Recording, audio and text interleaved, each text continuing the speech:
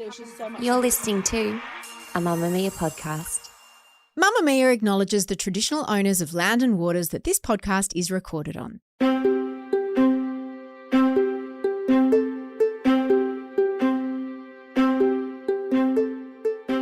From Mamma Mia, I'm Kate Langbroek and you're listening to No Filter.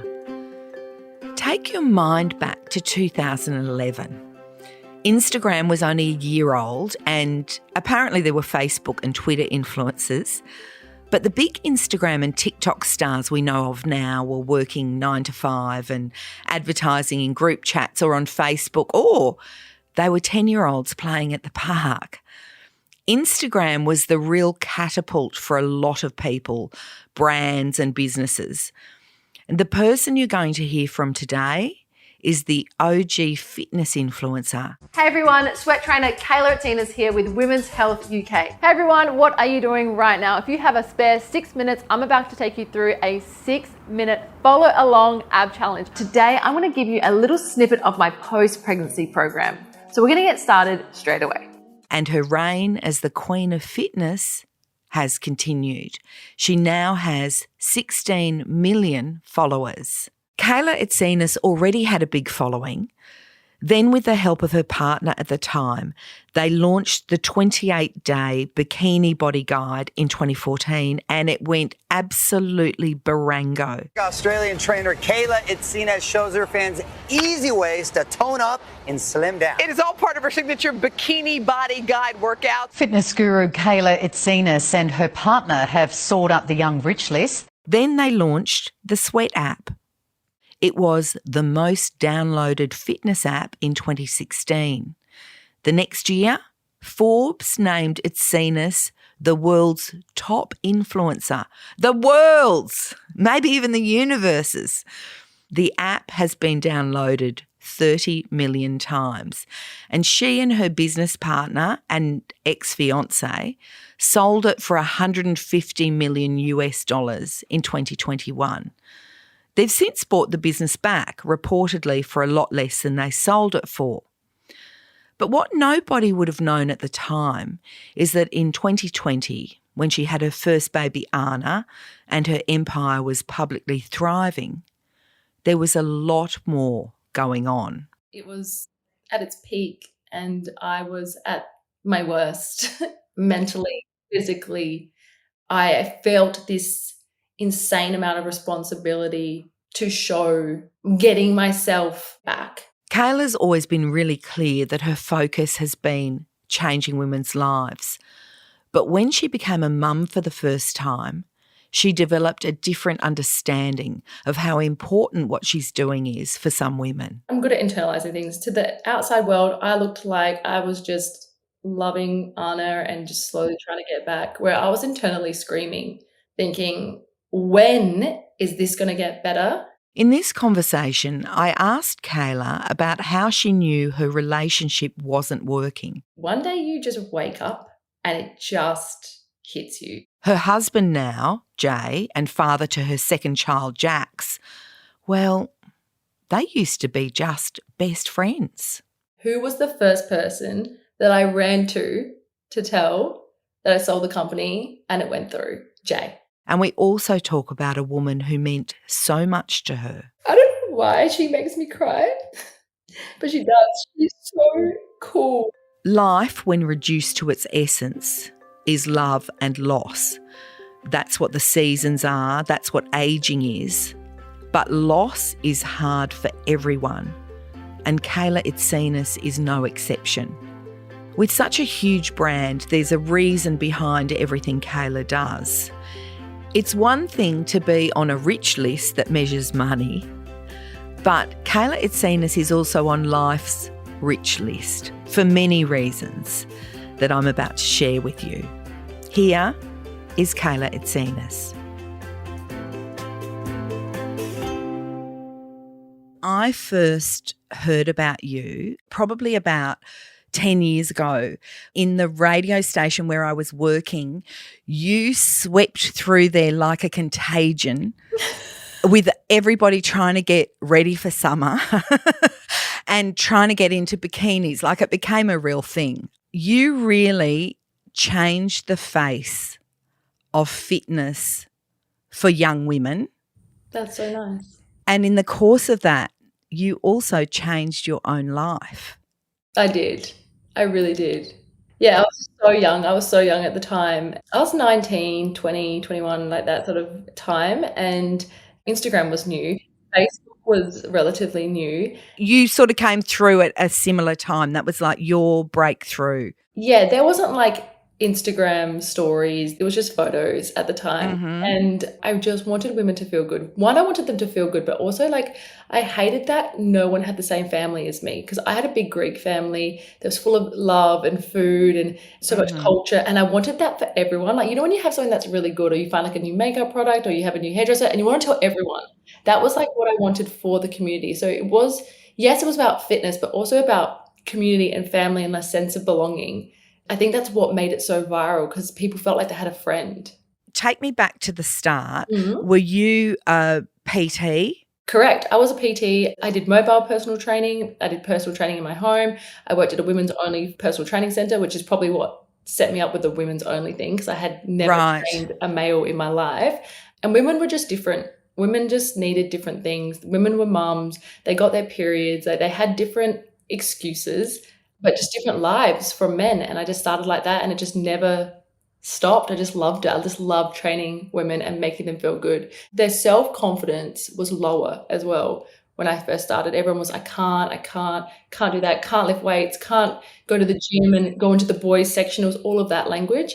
Because the times were very different then as well. I often think, you know, when people have achieved things like you have, it seems like the Post-it note. It's just a piece of paper with sticky on it, but someone invented that. Do you know what I mean? Everything seems so evident in retrospect. But at the time, so you kind of recognised that men's gyms, well, they were predominantly men's spaces. The language was the men's section of the gym and then the women's section of the gym. And now if you're listening to this and you think I sound crazy, then like you're a little bit younger than I am. Right, yes. The men's section of the gym was the weight section, and the women's section was reserved for like cardio and, you know, the elliptical and the tread. Like no one does that anymore. That sounds stupid when I say it out loud now, but back in the day, there was none of that. And there was no fitness activewear. There was nothing. There was just oversized T-shirts. What did we wear? Lorna Jane actually came out and started a premium activewear brand. There was Nike, but if you wanted to get to the women's section of Nike, you would have to climb 3 flights of stairs. It wasn't welcome or inviting for women. And also, as women entered the gym or talked about the gym, it was like you'd get the response, oh, what's wrong? Like, why are you going to the gym? What's wrong? And you're like, nothing's wrong. Like now it's like, I go to the gym because I feel good. I want to lift weights. I want to be strong. I want to feel fit. But back in the day, it's like, are you okay? Was fitness always a part of your life? Because you were saying you grew up in this traditional home, loving parents, your dad, Jim, your mum, Anna, your sister, Leah. Did you always grow up kind of working out or being fit? Was that always a priority? Yes. So the difference between me and a lot of other people who have entered the industry is they've entered on a negative and they've told their story. So they have, well, I wouldn't call it a sob story, but it is a story about how they entered into the fitness industry because something has happened to them or gone through a hard time in their life. For me, it was none of that. I was that sporty kid. I would, one, not stop talking. And the only way to stop me talking and stop me annoying everyone is to get me a basketball and a basketball ring and throw me outside. Like I would climb trees. I'd end up on the roof. I'd be playing. Like I was just that kid that loved being active. And it was so odd to me. When I started PT, people hated exercise. They were like, I had to teach them how to love exercise. And I was like, how has this not been part of your life? How is this team sport as well? Like I played basketball. I just loved it. Both my parents are teachers. So I took my love for sport and then how I was raised by 2 teachers and combined that and became a personal trainer where I was able to teach health and fitness to others. At what age did it become apparent to you that that was going to be your life, your life's work? Like, I don't know. I always said I wanted to be a PE teacher. So that's what I had in my head because I couldn't see myself away from sport. I want to be a sports coach, PE teacher, basketball coach.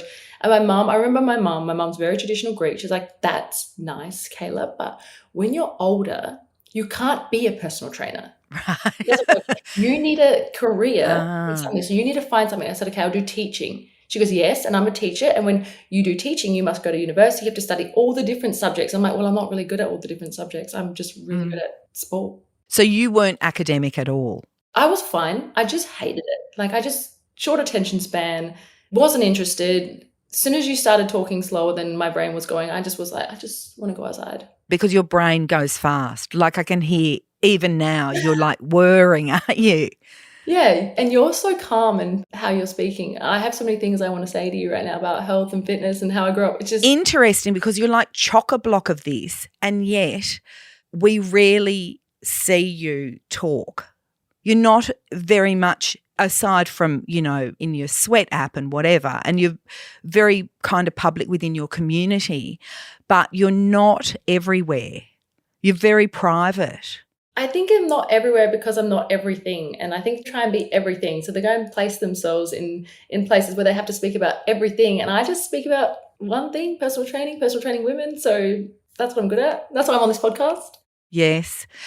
But you've had this incredible evolution within yourself. So when did that start? So you met your former partner in life, but partner in the Bikini Body Guide, I guess. Was that your first foray? So you met him at the gym? Yes, at the gym. He had a business in personal training and doing business studies, and I had a business in personal training. In business, if you have two owners or two founders, they're very different and they play to their strengths. And my strengths were creative, speaking to people, understanding women, doing the boot camps, you know, like training, getting in there and feeding back what women want. And Tobi, his name is. Oh, yes, Tobi. Let's give him credit. Yeah, fantastic businessman and really level-headed, logical. And I think it's really good to have both. And it's really hard when you say you're the emotional one, because emotional is linked with crying and no, it's like you're happy, you're excited, you're in there, like you're outgoing. You're the one that runs in the doors. I found this, I know this, I can't wait to do this. Like you're that happy emotion. And then there's a logical one that's like, okay, listen, these are all great things. I'm so happy you brought them to the table. We're going to put them in a list of priorities. And this is what we can release in order of the capacity that we have available at Sweat. You're describing basically a very foundational principle of life, which is yin and yang, aren't you? Yes. And that works fantastic in business. And I think Tobi will agree, not so well in a relationship, which we were in. And I think it was more so the understanding of that was a business relationship and that's how it worked well. You were going out and then you had the idea, like I'm very curious about the first moment where you went, why don't we try and, what was that conversation? So exactly how I explained that excited me and that happy me and the logical side exactly came about. So I was on Instagram at the time, I was growing on Instagram and I was getting really excited because I was saying, oh my God, there are so many people from all over Australia, so many women from all over Australia that are wanting to train with me. And I feel so bad because it's so nice they want to train with me, but I don't know what to say back to them because I can't train them in person. So I used to write a copy and paste message saying, I'm so sorry, I can't train you. Here's my number, here's my address. Like if you ever want to come train with me, I promise you there are women right now listening to this that have my personal phone number that I've sent them. So then there was the logical side that came in and said, look, you're not able to physically service these women, but maybe you can start up something that like a guide, put something together, a guide. I said, oh, no, it has to be in person. I have to be able to train them in person. Like there's no way they'll buy a guide because it's not me. And he said, no, they actually will because it's your brain on a piece of paper that they can follow and it will motivate them and inspire them to do the workout themselves without someone standing over them. I was like, oh no, that will never work. But it did. So it went online on a really bad website. That was not really bad, but it was just created by two people that don't know how to make websites. People started downloading it. And I was looking at the screen like there is no way that people are going to do this. And they did. And it went viral. And it went viral. And not only did it go viral in Australia, it went viral all over the world. Millions and millions of women did this program and it changed their life completely. Never having done any of this stuff before to just getting so far out of their comfort zone, they became a whole different person in the best way possible. So you came from a background of being really one-on-one with people in your work, and that was really important to you, to the point where you thought it wouldn't work if you couldn't do the one-on-one. And then suddenly when this avalanche of interest worldwide came, what did that mean for you? That made me grow up really fast. So as stupid as it sounds, I thought that everyone had the same life as me, the same family as me, the same morals as me. And when that took off, I got a request from the radio stations to go around and do boot camps. And with that, I got to meet so many women. I got to hear their stories. I realized at the time, one, I was being way too hard on my mothers that were coming in and training with me. I was punishing them for being late. I was like, oh my God, you guys have the hardest lives. Like, I don't have any kids. I now have 2, but I don't have any kids. And I'm thinking, wow, your stories are really hard. I had women with cancer that came up to me, told me their stories. I had women that have no family, no friends, no anything. They've moved from another country. And I'm like, oh my God, you're all alone. Like, in your own way, you're all alone. You're not like me. You can't just call on your mum and your sister and your grandma who live 2 seconds away from you. You don't have the same life as me. So I was like, oh my God. And I'm a fixer. So what do? I build a community to make sure women never feel like they don't have a family. I was like, I must bring these people together. So I traveled the world and I brought people together. And the boot camps, they were free. They were free because I just wanted you to come, meet a friend, train, have an amazing time. And yes, it was great for business because through word of mouth, they left on a high and told all their friends. And if you have a great experience, you're going to tell 10 friends. Imagine that en masse. It was just viral. Because I remember you did a big one, I think it was in Fed Square in Melbourne, and there were literally like thousands. Melbourne, I still talk about that because Melbourne people are just hit different. They are your hype people. Whatever it is about Melbourne, like, I love every state, but Melbourne was like wild. They were screaming. They were jumping on me. They were like they were so happy for us. I love Melbourne. It has a special place. That boot camp was wild. But because you're very modest. You're a really modest person. The way you project yourself, you're quite self-effacing about your achievements, really. How was that suddenly when you go from your normal life and your normal family and you've just suddenly built this thing that's huge? How is there enough of you for the millions of people around the world? You know what? It actually was never about me. I was the face of millions of women, inspiring millions of women. It's almost like I still think to this day when people come up to me like, oh my God, you changed my life. I'm like, no, you did all the work. Like, you did that. You then put your photo, your before and after, or your progress photo, whatever you want to call it, online. Then you inspired millions. You've never seen my before and after photo. You try and find one. You've never seen one. It was the women that were doing it. So I just give credit to them. And everyone's like, do you feel there's so much pressure? I said, no, I feel pressure to protect women. I feel pressure to make sure they're not bullied or people to say, you look better before. Like, I hate that. But I don't feel pressure to be in all places at once because it's not me, it's them. You know, it's interesting that you say that because the gratitude of women, and now you saying, you know, being the mother of Anna and now Jax, but you didn't know at the time what it meant to be a mother. And that low ebb, not everyone, but most women I know who have had children feel this low ebb after they've given birth, you know, and someone who comes and lifts you up at that time gives you such a gift that I'm quite moved thinking about it, because it's someone making something seem possible that you have believed is impossible for yourself. Yeah, I agree. I think one of the biggest things I remember having after I had Anna was this sense of like complete loss of my body, my mind. I realized in that second that she was born, my life was never going to be mine again. It was always going to be mine and hers. And I would give my whole life for her and I would put myself second. And I think that's big for mothers because they put themselves second to their kids and they will never, as much as they say, it's time for me time, it's never their time because as soon as their kids call them, as soon as they can need them, they're second. For them to just have that 30 minutes a day, that little program that they can do for themselves, they're just so thankful. And I was so thankful. In your book, Reboot, you said something that really kind of resonated with me and also with you. After Anna's birth in 2019, For the first time in my life, I felt completely lost when it came to moving my body and planning my routine. I felt connected to every woman who'd ever felt intimidated walking into a gym and every woman who'd been completely overwhelmed at the start of a workout. And so how was that change in you? How was that shift? That was a huge reality check. So what you don't read in there is just the hysterical crying that also followed the realization that I was standing in the middle of the gym and I had had a cesarean and I had no idea what to do.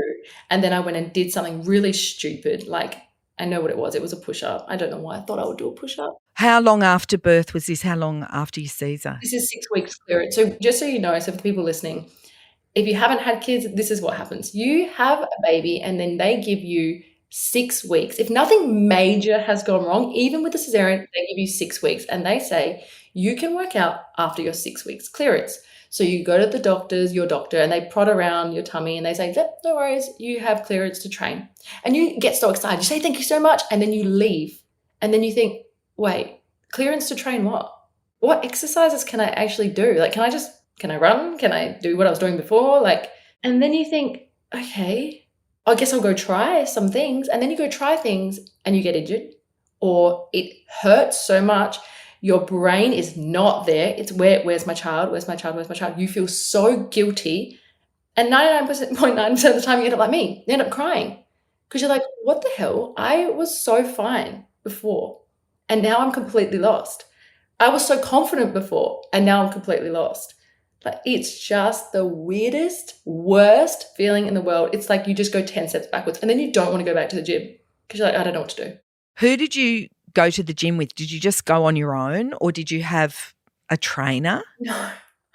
I know, I went with my ex, so I was at the gym with Tobi. I was crying and he was doing his workout and then he looked over at me and I was like, put my hand out like, help me up. Oh. And he was like, Oh. what were you thinking? I was like, I wasn't. The doctor just said I could train. So I thought I would just start doing something. So you had your new baby. Mm-hmm. You also had this, by this stage it was an empire, wasn't it? I would say, yes. It was at its peak and I was at my worst mentally, physically. I felt this insane amount of responsibility to show, getting myself, and I say back, but it's like gaining my strength back. And what I've been focusing on is my mental strength and not my physical strength. So fast forward, I've had my second, so I've had Jax, and I'm a completely different person. I'm way happier. I'm way more confident. In fact, I'm cocky at this point. I've got this. I know everything. I'm the smartest person in the world. I know my body. I'm fine. So when you have your second, it's very different. But for the first, it's like you're completely lost. And running a business at the same time, And so how did that manifest in your daily life? Like, what did your life look like at that point? I'm good at internalizing things. To the outside world, I looked like I was just loving Anna and just slowly trying to get back, where I was internally screaming, thinking, when is this going to get better? Anna had colic and reflux. Trying to run what you call an empire whilst you have a colic and reflux child is just what you put out and what is actually reality is not the same. But I was not going to be that person putting out I don't know. You know what I mean? I don't want to be that with the 1%. There was 1% of people at that time, less than 1%, that were just had a baby that had colic and reflux. Right. So you've got to talk to the masses. And so you've got to switch off that brain and switch on Kayla Itsines, the fitness trainer that you want to listen to. That was hard. But you also were in a relationship, a dual relationship with Tobi at the time, who was Anna's father, your partner, your business partner. And I just remember when I had my first baby, my husband took paternity leave, but there was no paternity leave or maternity leave for you guys? No, there was nothing. But in saying that, I always say this because it's very important to say, I had help. And I'm not saying I had nannies. I had my mom. I had my grandma. My mom was there every day. You had your yaya. Anna's yaya was there every day. My grandma was there. She's still alive. She was there every day. My sister was there every single day. You just blank them out of who they are. I had 3 nannies. They were my family, but there were still 3 nannies who loved Anna. So any second I could escape. Up next, Kayla tells me about the end of her relationship with her business partner and her daughter's father. And people say opposites attract. I disagree. And, of course, I wanted to know how she started dating her best friend. It was his idea. And he's like, oh, we could be together. Like, it kind of makes sense. Like, I mean, it does make sense, but I've only ever hugged you 3 times. And here's a tell. Jay was the first person she wanted to share the news with when her mega deal went through. Stay with us.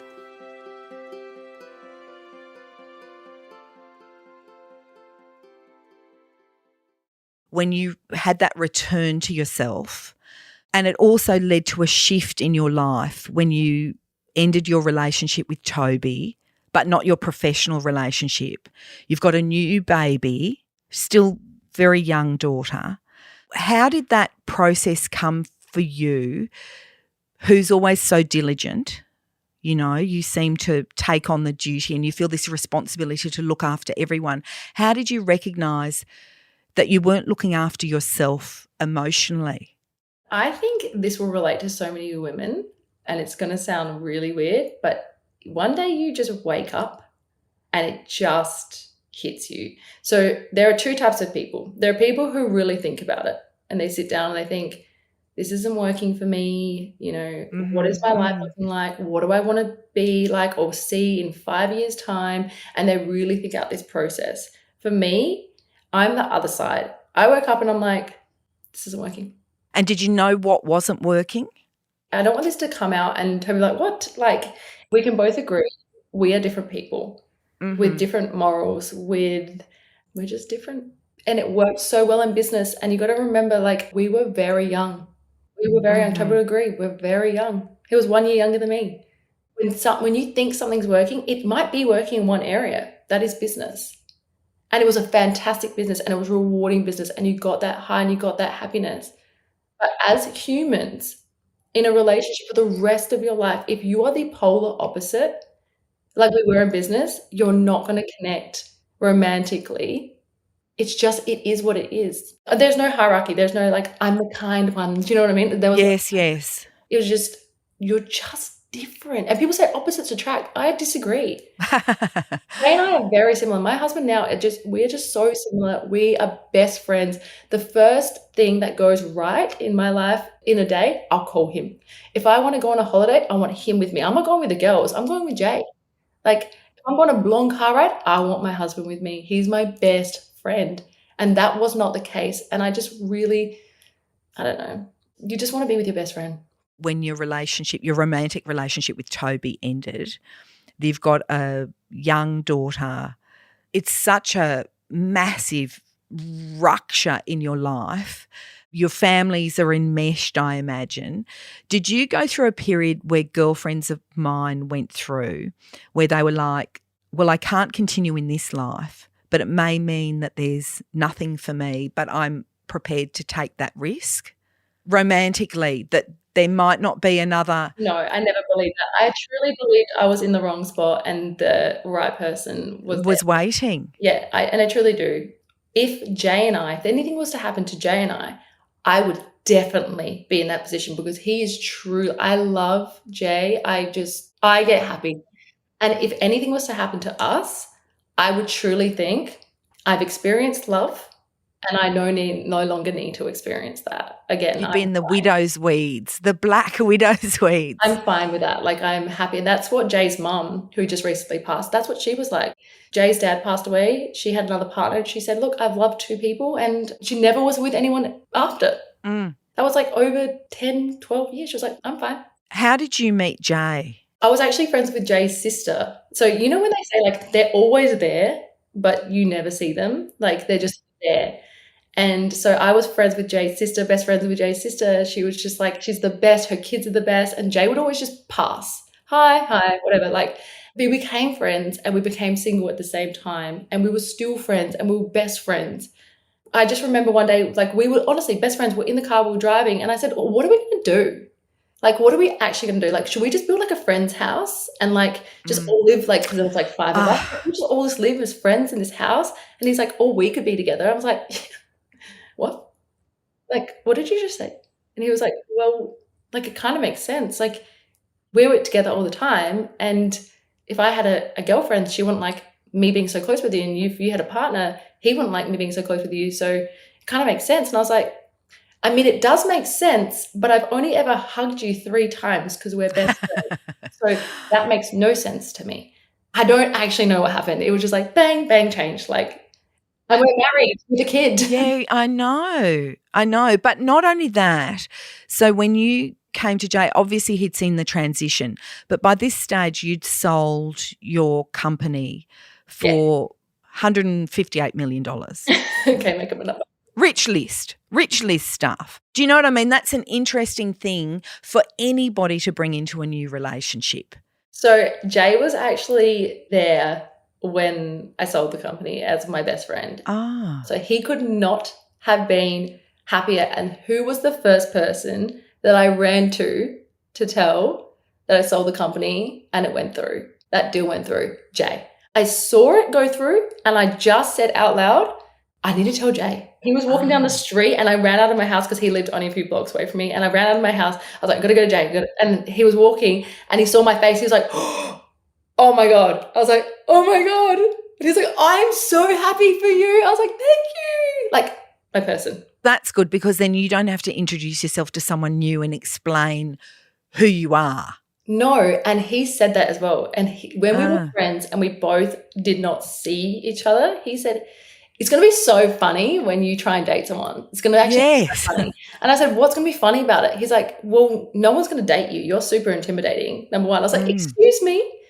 He's like, well, it's hard to date you. You've got money. You don't need anyone. Like, you've got your own house. Like, you got your car. You don't need anything. So it's going to be really intimidating. So I'm going to sit back and laugh and watch at this. I was like, nah, whatever. But Jay is successful. And that's the difference. I think men might find it very intimidating to date a woman who, if they're a stay-at-home dad and the woman makes all the money, I think for them, in their mind, they're being raised to find that odd. Whereas Jay has his own company. He has his own houses. What does he do? He has a company, his own company that houses people with acquired brain injury. So if you imagine like... so like group support housing. Yes, correct. Yeah. And then on top of that, he just has this love and passion for luxury cars, which he does all these amazing things to, and has one-on-one cars that are in Australia. And he's just the guy. Like, he's just a happy Jay and everyone loves him. This is just such a remarkable transition for you from where you were waking up going, this is not right for me. Yeah. Did it feel sudden, the transition to you living your fullest, richest, most fulfilled romantic life? No, I don't know if it felt sudden. I don't know how to explain this. Look, I will tell you a story, and like, this is something that Tobi may hear and laugh at, but back in the day, there was not an option to post with an outsourced content. Oh, okay. You had to do it yourself. You had to manually do it yourself. And I was exhausted daily. And I used to wake up to Tobi saying, did you post? I'm like, But it was just it was a reminder. I was like, you're asleep, but you need to post. We need to post for the business. Did you post? And I just, like, and when people say the words, did you post? I'm like, can you lower your voice? And then so it's gone from that to this, like, just feeling of just, like, I don't know. And women listening to this, you'll understand if you're in a relationship right now and you have this feeling of this isn't quite right for me. It might be right in one area. Like, people say he's a great dad. Okay, great. But is he a great husband? Does he make you so happy that, like, you burst, like, out smiling when you're talking about him? Does he do that for you? And then when I think about Jay, I just think of, I'm so happy for you. Like, oh my God. Like, I think of those words. And like, yes, it's so different for me. And for the people who are listening to this, who are thinking, you know, I've just left a relationship of X amount of years, because I mean, I were together for 8 years almost. Yeah, thinking, was this the person for me? Like, I'm ever going to find? Yes, of course you are. Like, of course you are. If you're feeling so like you're in the wrong spot now, you will be in the right spot eventually. Like, and this, again, Nothing to do with Tobi. He's a great person, but not my person. But he's met his person since. He's met his person, honestly, and she is beautiful. She is so kind, so beautiful, comes from a beautiful family. She will be Anna's stepmom, and I could not be happier to have such a beautiful role model for my daughter. I truly, honestly believe that. I have no problems because I'm so happy in my life.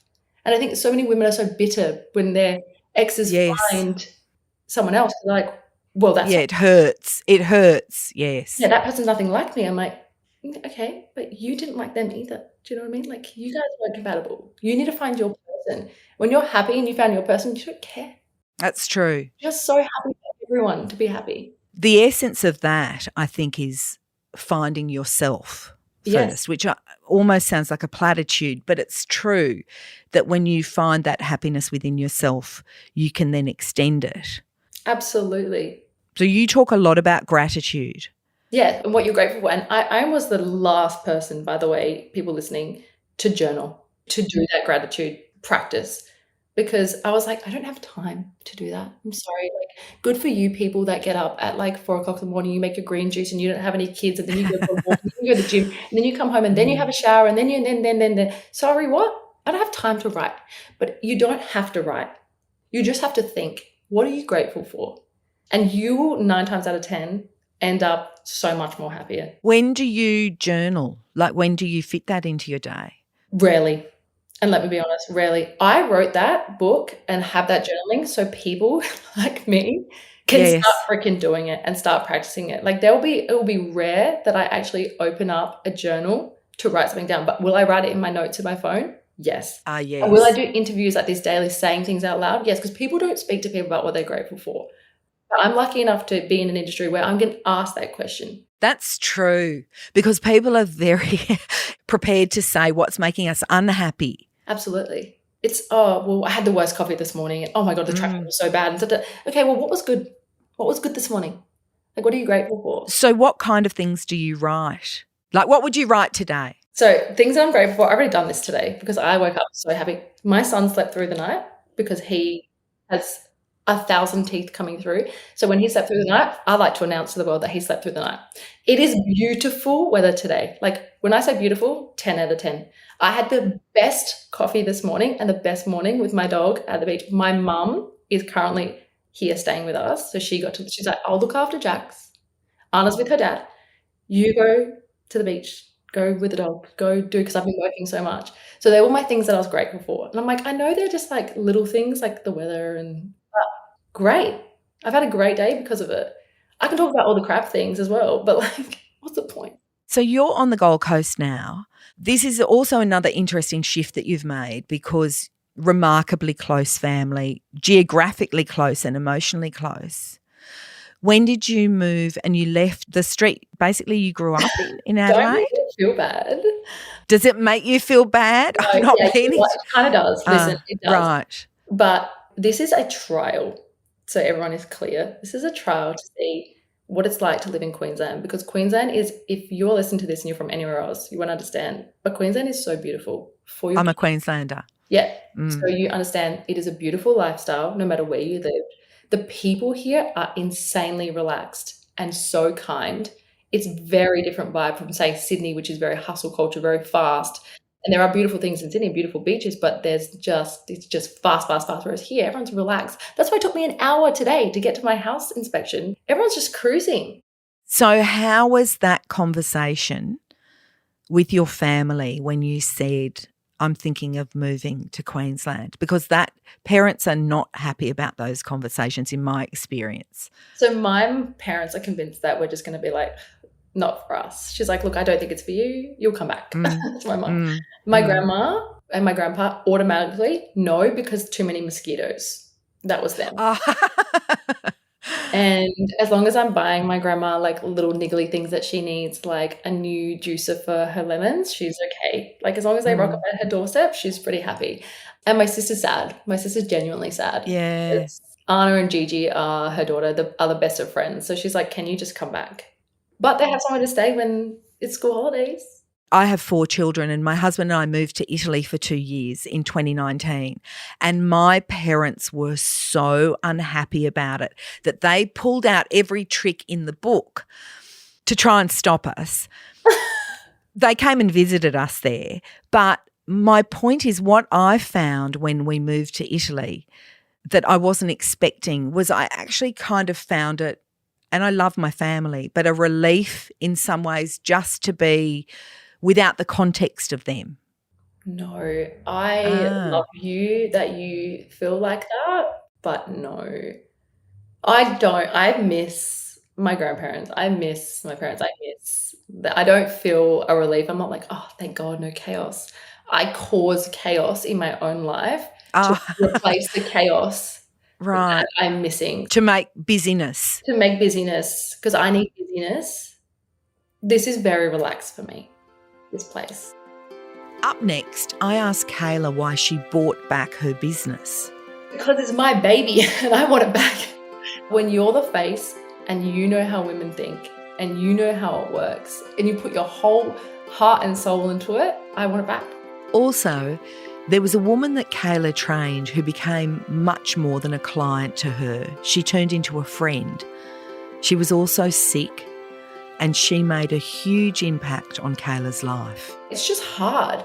And like my mother-in-law just passed away from cancer. It just hits, like it just hurts. And it's like not fair. We'll be back shortly.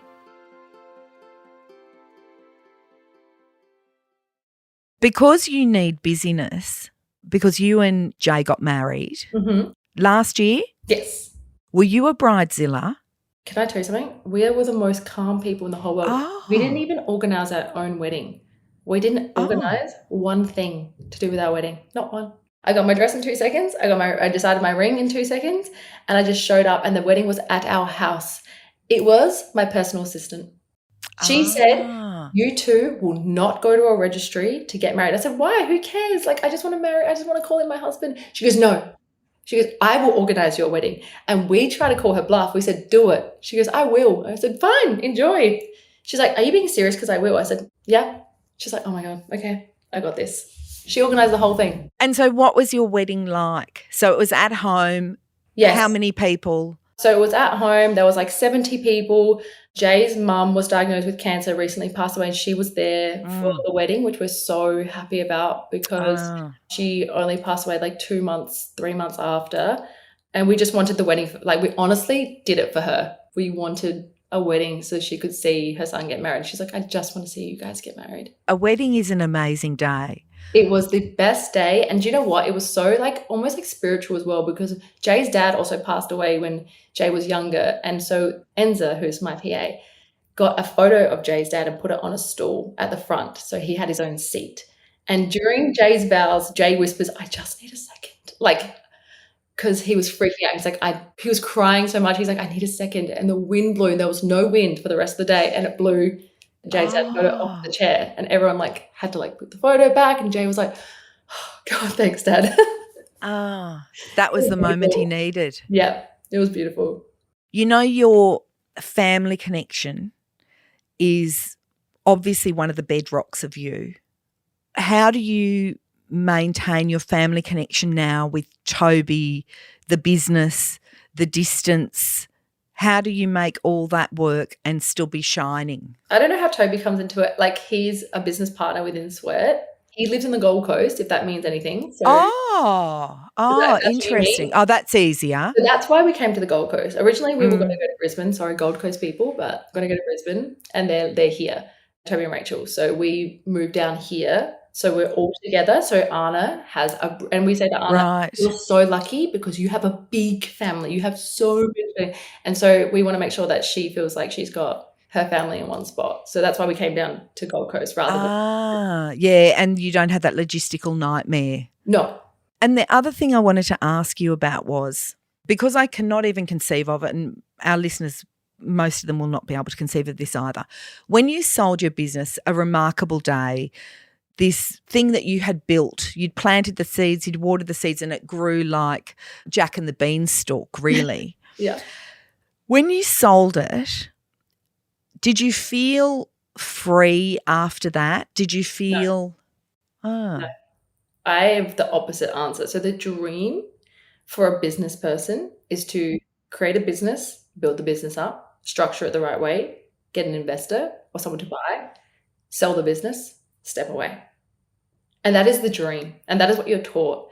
But what they don't tell you is when you are the face of the company and then you go and sell the company, although it seems like the right decision at the time, when your idea of winning, like I said, I'm an emotional person, is winning with a team, and then that just stops, that doesn't feel like a win at all. Now, if you didn't know, of people listening, I actually bought the company back. Yes, I was going to ask why you did that. Because it's my baby and I want it back. Like, you can sell a company and you can sell it to the best people in the world, and I think an incredible company. But when you're the face and you know how women think and you know how it works and you put your whole heart and soul into it and it goes, I want it back straight away. You know, when you sell a car, I don't know, you sell a car and it's like, you're like, I love that car. And then you get another car and you're like, I actually like my old car. Yes, exactly. Happened to me. Yes. Yeah. If I could get that car back, I would get that car back or that house back. Like, there's some things that you just want back. Not an ex, but maybe a car, maybe a house. Like, however, there's also the thinking that you can't cross the same river twice. So even though I miss my old car, if I got my old car back now, I'd be reminded of why I got rid of it. Yeah, no, that's not me. You haven't had that experience? Yeah, no, I'm very happy. This is where I belong. This is what I need right now. What are your plans for your life and your work, which are kind of enmeshed, really? I am incapable of answering that question. I have always been incapable. And there's my number one question is when media ask me, so where do you see yourself in 5 years? I'm like, I don't even know what I'm doing tomorrow. I'm such a lucky person. Things just land in my lap. And I don't know it's because of my passion, things just fall naturally where it is. But I think that if you're asking me where I see sweat in 5 years, like, the only answer I can give you is that I reach more women, that I travel more, and that I provide women with what they want so they feel like they have a family. Exactly what my mission was right at the start, to reach more women all over the world and help them, will be my mission in 5 years' time and 10 years' time. Ask anyone. Ask my best friend. I said to her yesterday, we've been best friends for 12 years. Have I changed? She goes, no, you're exactly the same. But there's the professional and then there's the personal. Do you want things for yourself personally, or once again, do you just wait to see how that unfolds? I'm happy with the basics. As long as my family is healthy, I get to travel around. I have the freedom to be able to, like, see my kids when I want to see my kids, or see my family, or, you know, get on a plane. I am truly happy, and I have the best husband in the world. In the world. You know, it's very easy for people who are listening to you to almost think that you haven't suffered, which is a great credit to how you are. But I know that you have. Oh, I have. I know the inception of, you know, the hurdles that you had early on. You don't remember, though, so it's really hard to talk about unless you're in the moment, and people don't talk about things in the moment because it positions them in a position of weakness, and people view you as weak because you're currently talking about, so you're upset and you're like, I don't know how to get out of this, and everyone's giving you your opinions. So then you speak about it in 2 years' time or 3 years' time, and you're in a position of strength, and people are like, yeah, but you don't get it. I'm like, no, I get it. I just didn't say it at the time. So it's not real. And now if I go back and rehash it, there's no point for me. But have I suffered? Yes, there have been so many things that I have never spoken about, like never even opened my mouth about, that you wouldn't even be a strongest person in the world. I wouldn't wish that upon them. Like, my worst enemy, some of the stuff that I've been through in my life, wouldn't wish it upon my worst enemy. Like, I've been through all that stuff, but rehashing it and talking about it will just cause waves for myself and for everyone else, and judgment from everyone else. And I just choose not to do it. You know, that's interesting that you talk about judgment, because working in a women's space, and particularly with women's fitness and women's bodies, that is a magnet for criticism. Correct.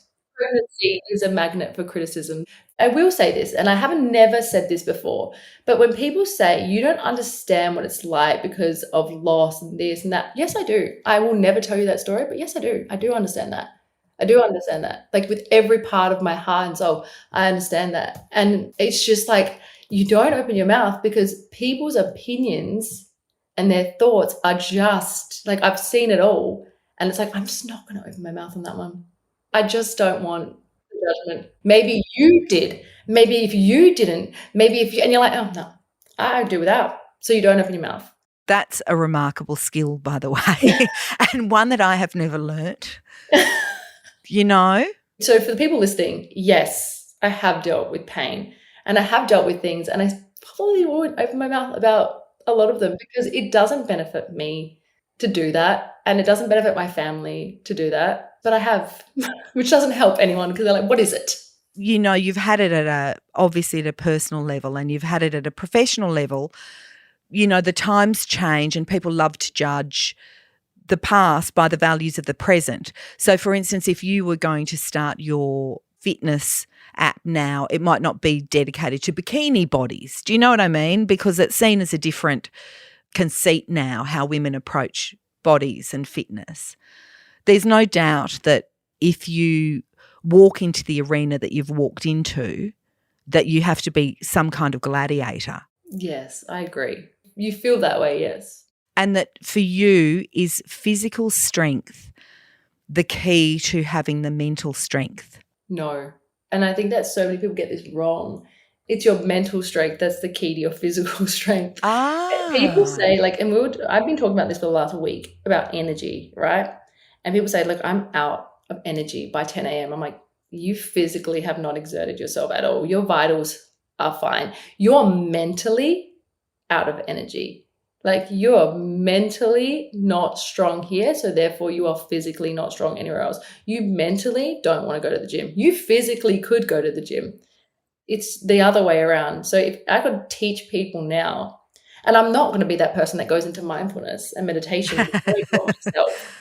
Okay, the only meditation that I do is get hypnotized to go to sleep every night with my sleep app because I literally am incapable of shutting off my brain. If you are not like me and you're just a novice, I would focus on your mental strength to actually get you your physical strength. And do you think you found a way to do that, or do you think that you always had it?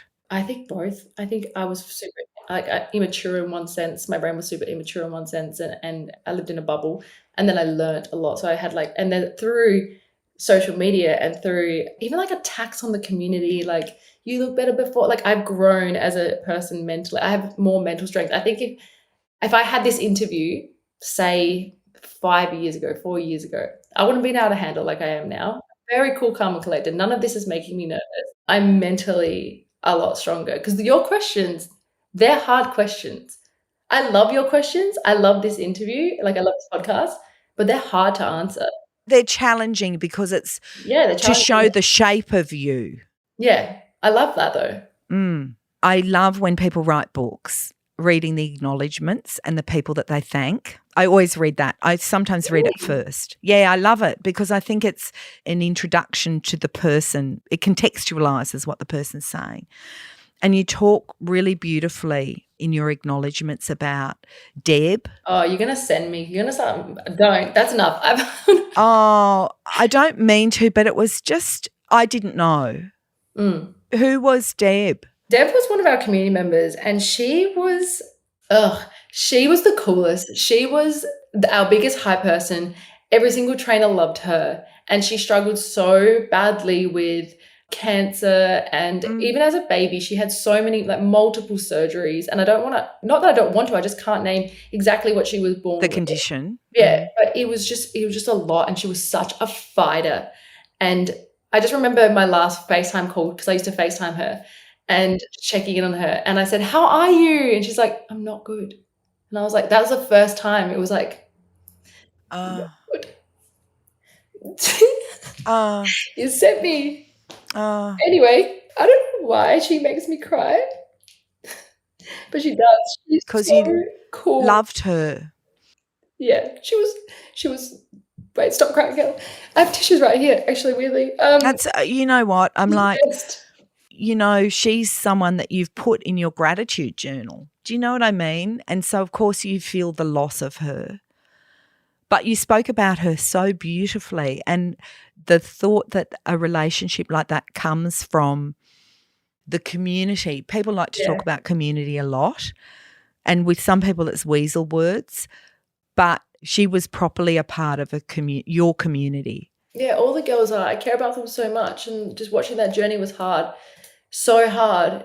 And yeah, her family's beautiful. She's beautiful. Like anyone listening, like if you've struggled with obviously family members and friends that have had it, it's just hard. And like my mother-in-law just passed away from cancer. It just hits, like it just hurts. And it's like not fair. But Yes. in saying that, if you can make a change like we made at Sweat to Deb's life, just a small change to make her happy, to make she like that was literally it, to make her feel like she had a family, to make her feel like she had community, to make her feel like she had support, to be my friend. Like she was the coolest, man. I just that for me, she went knowing that we all loved her. Damn, started crying. Didn't want to cry. Well, you are also loved by many. I have to tell you this. I've started doing this exercise that I've seen you do online, and I couldn't do it for the longest time, which is I have to describe it to people so they'll have to imagine it. But it's an exercise when you start in a plank and you drop your knees, but you hover your knees above the mat and then you put your legs through on either side. I can't remember what it's called. That is the hardest exercise It's the world the hardest. will shoot through, and it is probably one of the hardest exercises you can try and do. So well you talked me through it on Insta really slowly, and for the first time I understood how to do it. And I did it at yoga yesterday before the class started, and I'm like, mate, I love you. Thank you. Really, like that was for me, who's had 4 cesareans. Wow. That was a gift. The core is. I'm like a rotten apple. The core is gone, but it was so good. Oh, fantastic. In a myriad of ways, you have given people the gift of being able to return to themselves, I think. I appreciate that so much. I hope that anyone listening who has ever done my programs feels the same way that you do. Yeah. They're swearing at me, but they also... Yes, it's a mix of hatred and gratitude. That's what rises up to meet you. Yeah, that's exactly right. The notion of someone being as successful as Kayla Itsines is and has been, and from a relatively young age, is really intriguing. And I think part of the reason is because of her solid foundations, her clarity from a very early age about what she wanted to do. And I think she's been very private, because when you have such a public profile and you're the face of such a big brand, you need to be careful with it. So I very much appreciate how Kayla opened up in our conversation and how she really did have no filter. The executive producers of No Filter are Kimberly Bradish and Mia Freedman, with sound production by Leah Porges. And I'm Kate Langbroek. Thanks so much for sharing this with us. It's been great.